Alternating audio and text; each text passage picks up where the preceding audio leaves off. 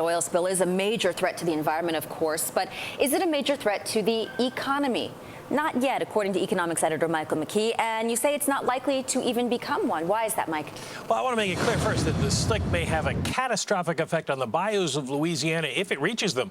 But barring a worst-case scenario, it should not have a noticeable effect nationally. In fact, we see this with natural disasters all the time. Hurricanes Katrina and Rita did $100 billion in damage along the Gulf Coast, but the overall economy actually grew faster in the quarter the hurricanes hit.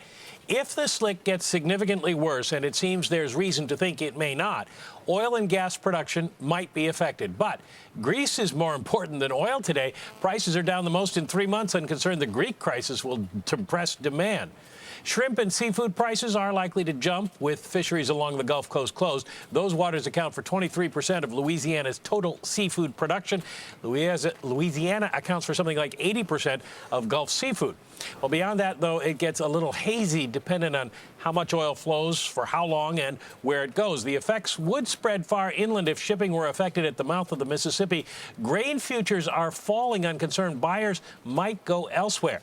If it makes landfall in significant amounts, of course, the oil would also pose a long-term threat to tourism and real estate in an area that depends on white sandy beaches. But for now, the spill appears to be sparing the coast, at least at the moment, moving away from Mississippi, where riverboat casinos are a major tourist draw, and moving away from the Florida coast. So it's hard to say. Texas A&M's Hart Research Institute for Gulf of Mexico Studies says the potential impact on economic activity could reach $1.6 billion. Certainly a lot of money in that area, but it depends on the slick overrunning the bayous for some time. And in terms of a $15 trillion overall economy, $1.6 billion, Lori and Mark, kind of hard to notice.